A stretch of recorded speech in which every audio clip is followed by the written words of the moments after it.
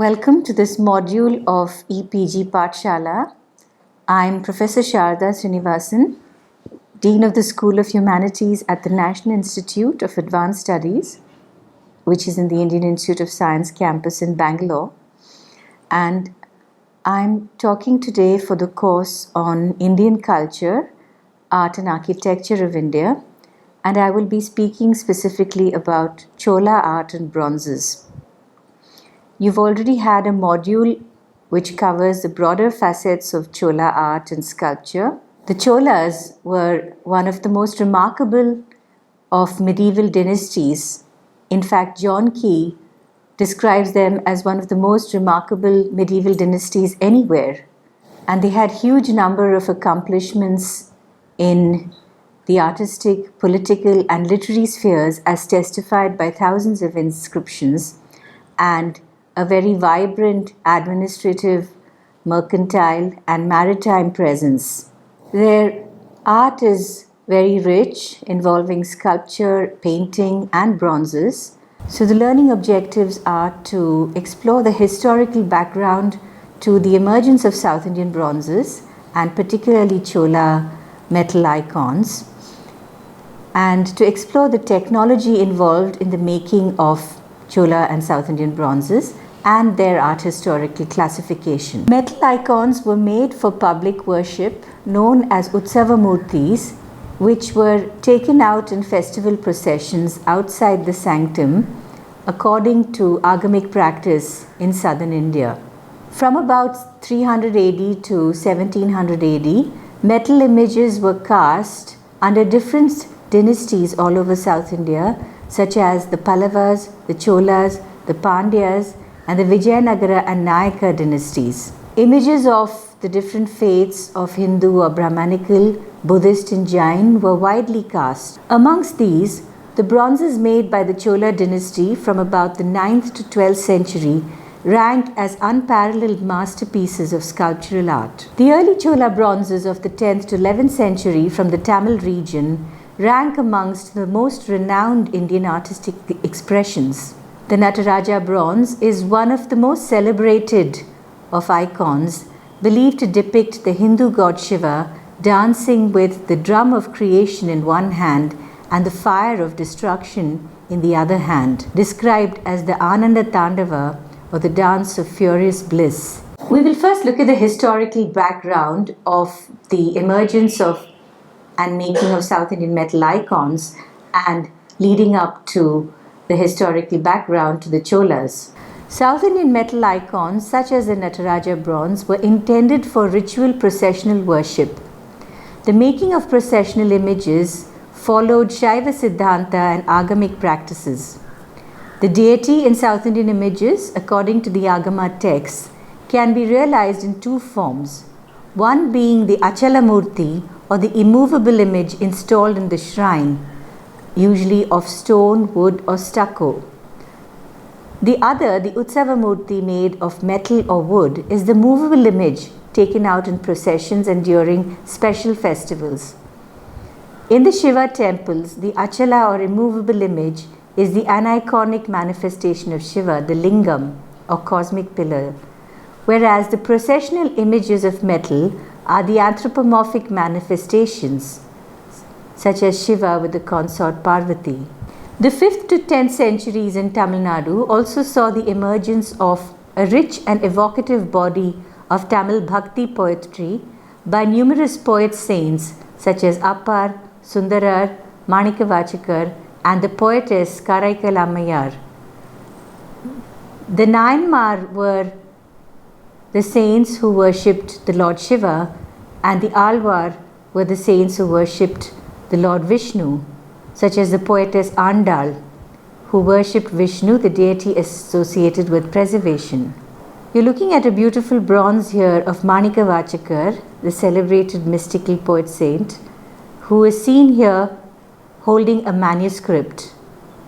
And this is one of the specialities of the Chola bronzes, that not only were many deities given life to in bronze and metal, but they also very beautifully depicted the many poet saints in their various forms which also gives a certain human quality to the bronzes and rather naturalistic quality, as seen in this very fine depiction of Manika Vachakar with a very otherworldly expression on the face. The Pallavas, originally feudatories of the Andhra dynasties, ruled in the Tamil region from the 5th to 9th century with their initial capital at Kanchipuram.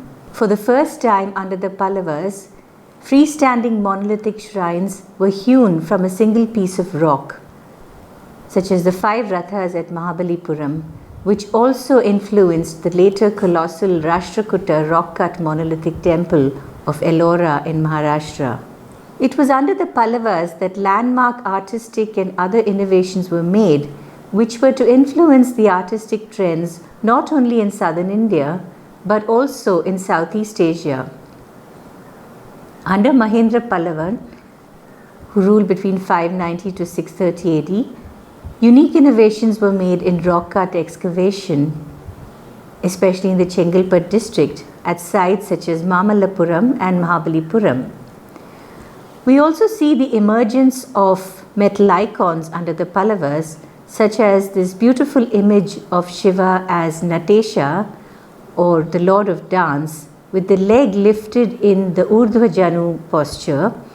And this image is found from Kuram in Chengalput district, along with some associated copper plate inscriptions, which are dated to the time of Parameshwara Varman.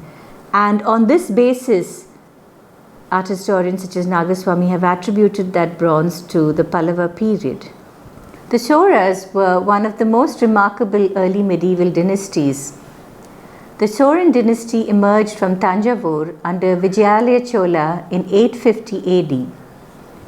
It rose to preeminence after Vidya-mitra Chola's son Aditya vanquished the Pallava ruler Aparajita Varman and took power around 875 AD. The term Imperial Cholas refers to the direct lineage of Vidya-mitra Chola, including the monarchs such as Rajaraja and Rajendra Chola. By the time Rajendra Chola ascended the throne in 985 AD, the Chola kingdom had extended over large parts of South India. These included the Chera and Pandya kingdoms, while the Ganga territory in southern Mysore was also annexed. Rajaraja built the colossal granulite temple of Brihadishwara at the capital of Tanjavur, which is one of the tallest monuments in Asia at 216 feet.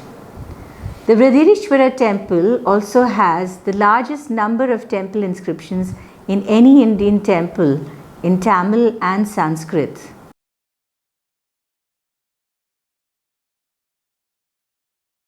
The Brihadishwara temple has meticulous and elaborate descriptions which record the donations made by Rajaraja Chola and his queens, and it also lists the sources of temple revenue and staff maintaining the temple, including temple cleaners and dancers and musicians.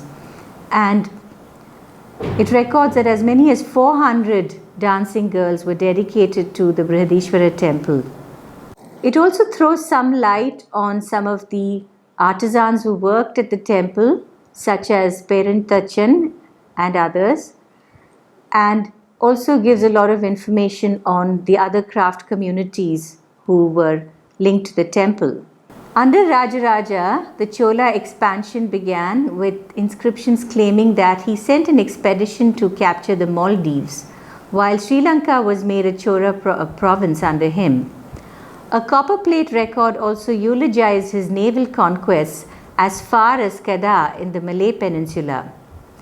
Rajaraja Cholan patronized the setting up of a Buddhist vihara at Nagapattinam by the Southeast Asian Sri Vijayan king from the region of the Malay archipelago.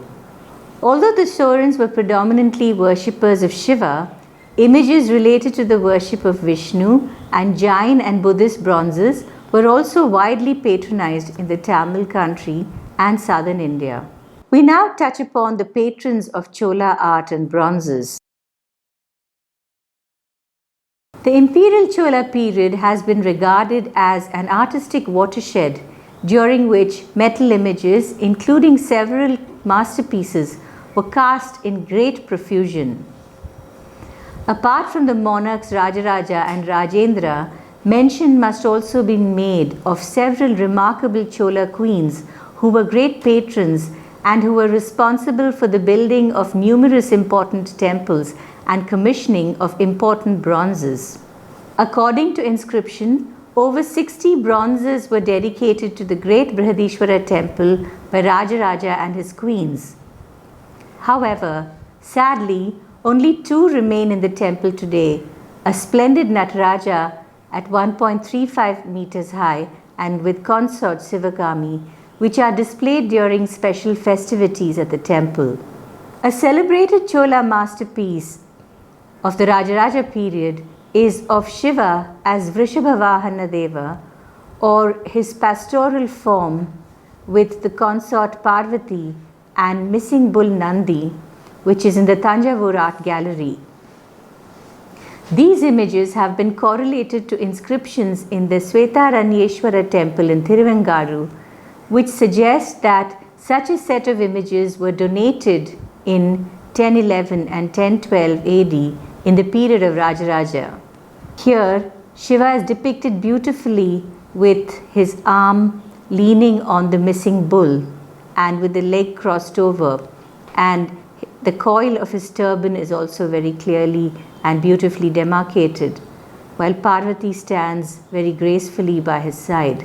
We now come to Rajendra Chola, who was the successor to Rajaraja Chola, and inscriptions claim that Rajendra Chola, who ruled between 1012 to 1044 AD, won naval battles over the Sri Vijaya kingdom of parts of Sumatra, Bali and Java.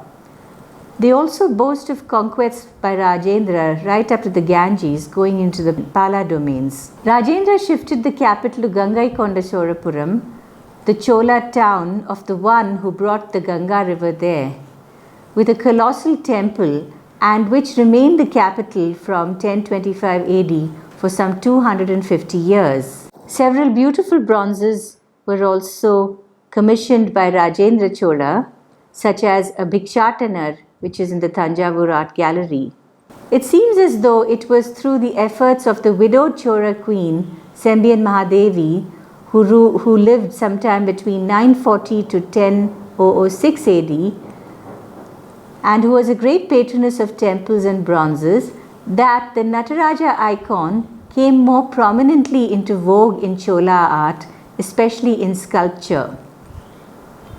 There is a beautiful Nataraja sculpture in the temple at Koneri Rajapuram, the Uma Maheshwara temple at Koneri Rajapuram, which she built and dedicated to her late husband Gandharaditya Chola, who fasted as a devotee of Shiva to death. And you also see the Nataraja sculpture coming prominently into some of her temples, such as Adithurai. Sembian Mahadevi also had a great sense of history, and she is said to have rebuilt earlier brick temples and retained the inscriptions from the earlier temples. Indeed, it is quite extraordinary that the queen was held in great renown, and there is a town known as Sembian Mahadevi which was named after her, signifying the high regard in which she was held. And indeed, an inscription of Rajendra I mentions the offerings for worship made to deified images of the Chola Dowager Queen Sembian Mahadevi. So this suggests that she had attained a high status whereby images of her were taken out in temple procession at special festivals, indicating the deified status that she enjoyed. It is of course hard to decipher which of the bronzes may be connected to the portrait bronzes of Sembian Mahadevi, since very few South Indian images and Chola images have inscriptions, except for one image of Devi which has an inscription of about 917 AD from Karaiviram. There are very few inscriptions on Chola bronzes. However, one art historian has surmised that the Freer Gallery of Art Devi may well be an image of Sembian Mahadevi. It's also quite extraordinary that there were numerous patrons amongst the Cholas who were women. As pointed out by Nagaswamy, at the coronation, Chola queens were also crowned and enjoyed rights such as the right to rule and to own property. The Chola princess Kundavai, sister of Rajaraja, circa 11th century AD, was another remarkable patroness, particularly of Jainism and Jain temples. Inscriptions record numerous donations made to temples by women from different strata as well. And Chola goddess images are often depicted with the sacred thread, another indicator of the general respect accorded to the feminine. And we also saw this in the beautiful bronze from the Freer Gallery, which is attributed to be a portrait of Sembian Mahadevi by Deheja. We now come to the aspect of technology of Chola and South Indian bronzes. South Indian statuary bronzes are made by the Sire Perdu or lost wax technique, which has a long history in the subcontinent, probably going back to the Mohenjo-daro dancing girl of the Harappan period. The lost wax process of Madhu Chehista Vidana is described in the Gupta era text of the 4th century or so, the Manasara, in the 68th chapter. It is also described in the Manasollasa, which is attributed to the Western Chalukyan king Someshwara, who lived sometime between 1124 to 1125 AD. Indeed, the legacy of casting bronzes following conventions going back to the Chola period still survives in the little village of Swamimalai, 30 kilometers from Tanjavur. So to describe the lost wax process or the investment casting process as described in the Shilpa Shastra texts, the lost wax casting process is, broadly speaking, one where first a wax model is made of the image to be cast, and this wax model is literally carved into the form of the image. Then the wax model is covered with numerous layers of clay, 2 to 3 layers of clay to form the mold. And then the mold is heated and baked so that the wax is then melted out. And this leaves behind a hollow which takes the shape of the icon to be cast. And inside this ensuing hollow, the molten metal is then poured in. The metal then solidifies to form the icon, and it is then retrieved by breaking the mold. And thus in this process, each icon which is formed is totally unique. We now go over to the workshop of the Sthapatis in Swamimalai, who follow age-old conventions going back to Chola times. The hereditary community of Sthapatis or icon makers have the status of Silpacharis or master craftsmen. And there you can hear them at work, filing away on the finished bronzes and bustling about with the various very magical processes of casting. In southern India and under the Cholas, the images were made by the solid casting process, whereby the model is carved from a solid piece of wax, and that is still followed in Swamimalai by the Sthapatis. And they also use the palm leaf or odiole to mark out the measurements for the casting. The mold is made around it and is called karu, which literally refers to the womb, which is also an idea that one sees in the Charaka Samhita, whereby the icon seems to emerge from the womb, as it were. The karu is then heated to expel the molten wax, and then the molten metal is heated in large crucibles, and the mold is packed into the ground to consolidate it, and then the molten metal is poured into the hollow cavity, and this solidifies to take the shape of the lost model in wax. In Tamil inscriptions, they also describe this as ghanamaga, alluding to denseness or solidness of the casting. And there seems to be a preference for the ghanamaga or solid casting for the main images.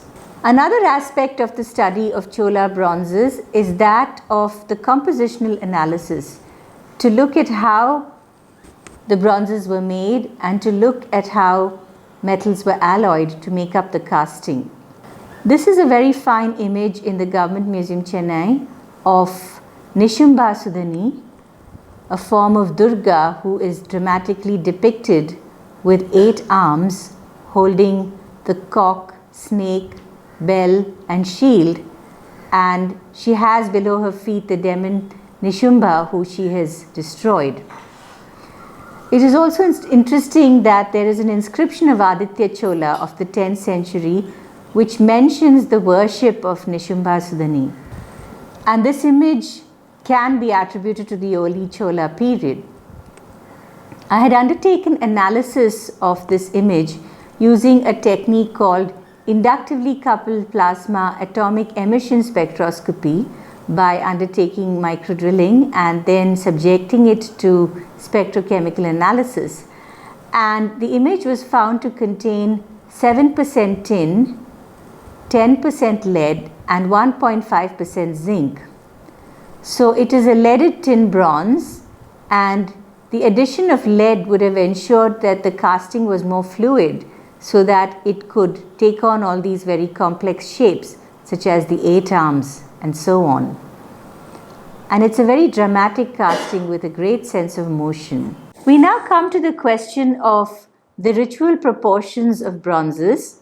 Very often South Indian bronzes are described, particularly in the present day, as panchaloha or 5 metal icons. But in practical terms, you cannot have icons with such a large number of alloys, or in fact, you cannot have castings with a large number of alloys.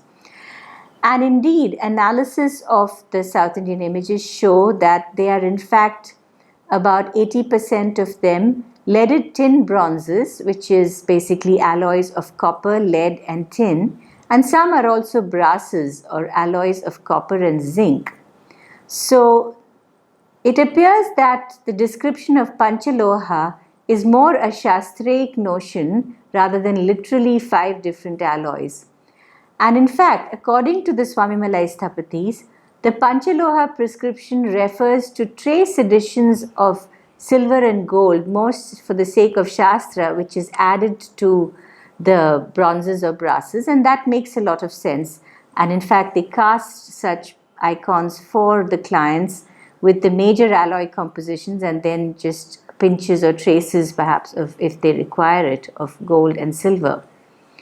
You're also looking at a microstructure of a bronze which clearly shows the very coppery color of the alloy and the lead segregating into the interdendritic spaces. And in this case, there's also some mold impregnation since it's an unfinished casting. We come now to some of the stylistic aspect of Chola bronzes. If we try and look at what we might consider as the highlights of the Chola style, one very striking feature is that they are rather simple and very graceful and naturalistic. And there's a great sense of movement which comes from the fact that the dance tradition seems to have been very well developed under the Cholas. We only have to look at the Brihadishwara temple to see the depiction of the 81 Karanas of the dance of Shiva, and later the Chidambaram temple, the 12th century temple, which has the depictions of the 108 dance Karanas along with descriptions from the Natya Shastra. So the prevalence of a very rich tradition of dance, which of course today has evolved into the Bharatanatyam tradition, is something that would have contributed significantly to the ways in which the bronzes are depicted. And Parvati typically is very beautifully depicted with her hand in the Kapita gesture from Bharatanatyam and the other hand in the Dola Hasta, and she stands with a slight flexion or bhanga, which also adds to the sense of movement and poetry of the form. So there's a great plasticity and grace and elegance, and there is also a certain otherworldly beauty. And again, we also saw in the depiction of Shiva as Rishabhavahana, the way in which the hand was very beautifully clasped as if he was leaning on a bull. So it's a combination of a very beautiful stylization following the Talamana canon, as well as a rather lovely naturalism that combines to give this aura of the Chola bronzes, along with the facial expressions and the gestures and the mudras being delineated quite beautifully. The themes of the Chola bronzes are also very varied and diverse and rich. We have the icons of Shiva and his different forms, along with Parvati and Skanda, the Somaskanda image. We also have images of Ganapati, and there are also numerous images of Vishnu and his consorts, such as Bhudevi and Sridevi. And we also see the incarnations of Vishnu, such as Krishna and Rama, Sita, and Hanuman and Lakshmana, also being depicted as Utsavamurtis. And of course, the portraits of the Shaivite saints whom we have mentioned, and the Vaishnavite saints such as Andal. And there is also a whole range of Buddhist and Jaina bronzes.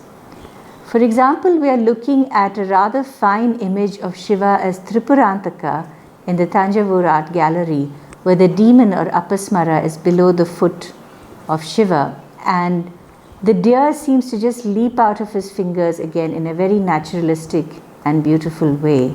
Well, the pièce de résistance as far as Chola bronzes are concerned is the Nataraja, who is described in Chola inscriptions quite simply as Adavalan, the one who dances, and in the hymns of Appar and Manikavachakar as Kutan, or the dancer who dances in Tillai, the little temple dedicated to the worship of Nataraja, which then of course also comes to be known as Chidambaram.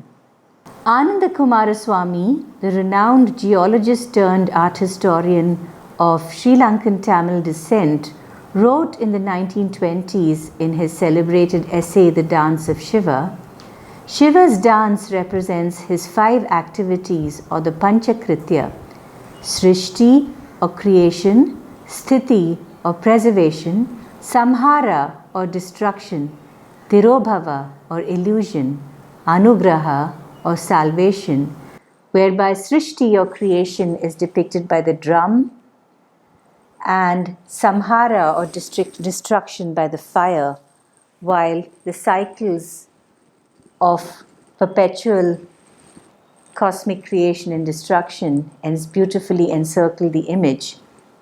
And underfoot is the dwarf demon Apasmara, who is associated with ignorance. And he further writes that the Unmai Vilakam, the 13th century Tamil text, tells us that creation arises from the drum, protection proceeds from the hand of hope, from fire proceeds destruction, the foot held aloft gives release. This is poetry, but nonetheless science, which is a rather lovely depiction. And it also calls to mind the words of T.S. Eliot and Burnt Norton, who wrote, "At the still point of the turning world, there the dance is, neither arrest nor movement." One should also add that the lost wax process itself seems to have had a metaphoric connotation. For example, there is a beautiful verse by the woman poet saint Andal, where she compares the lost wax process itself to the rain clouds, and very movingly evokes the devotional bhakti to Vishnu or Venkatesha, where she writes, "O rain clouds, liquid wax within," and comparing it to the dark grey clouds, the mold to the dark grey clouds, rain down on Venkatam, where the handsome Lord dwells. So it's very fascinating that not only do the images have an intense visual metaphoric quality, but the lost wax process itself invoked this sense of a metaphoric connection between the human and the divine. I also wanted to point to the usefulness of technology in terms of helping us to further probe the stylistic attributions and to aid us in the study of history of art itself. A technique that I used in the study of South Indian bronzes was lead isotope ratio analysis, where we undertook to measure the lead isotope ratios of different representative bronzes of different schools from Pallava and Chola and Vidya-mitra periods. And the idea being that the isotopic ratios tend to be different based on the differences in the source of leads.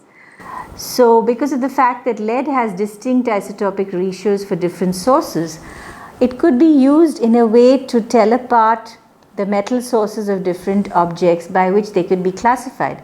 Because we must remember that unlike organic material like charcoal, for metals there is no absolute method of dating them. And in this case, the South Indian bronzes are also solid cast, which also makes it difficult to date them on the basis of clay cores and such like. What was interesting was that the lead isotope ratios clearly identified that Pallava bronzes had distinctive lead isotope ratios from the Chola bronzes. And this was also quite useful because sometimes there is a fair amount of confusion between Pallava and Chola bronzes. And for example, this image, because of the fact that there are not many inscribed Pallava pieces, so often art historians had problems actually attributing any bronzes at all to the Pallava period, such as Douglas Barrett. But this image of Natasha from Kuram in the Government Museum, Chennai, was found to have isotopic ratios consistent with the Pallava period. And this also looks very Pallava in the depiction of the sashes and such like. But another very extraordinary finding from the analysis, which you could read further in the reading list of my publications, was the fact that the Pallava examples of Nataraja, of Shiva dancing with the leg extended in Bhujangatrasita Karna, were already in vogue by this time. The typical depiction of Nataraja with the leg extended is what we described as Bhujangatrasita Karna. And usually we assume that that form of Nataraja with the leg extended really comes into vogue in the Chola period, and that's where the sculptures come into vogue. But it looks like there are one or two bronzes which fit the Pallava trends from lead isotope analysis, and hence we may surmise that the Nataraja was already cast in the Pallava period. There are also some technical differences. The Chola bronzes are found to have more of tin in them than the Pallava period. So this is how we can use technology to come to the aid of gaining more insights also into the issues of art history, stylistic classification, and provenance. And these point to the scope of studies of archaeometallurgy and ethnoarchaeology in better understanding our metallurgical heritage. So, in summary, the Chola bronzes were made using rather sophisticated techniques of lost wax image casting, which has an early history in the subcontinent. The skill of casting bronzes in the Chola period were unmatched, and the majority of images were solid cast of leaded bronze.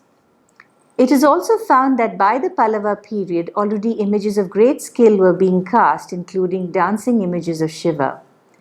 The great patrons of Chola art included Rajaraja, Sembian Mahadevi, and Rajendra Chola, while a range of iconographic formulations were being cast, along with the bronzes of the Tamil poet saint.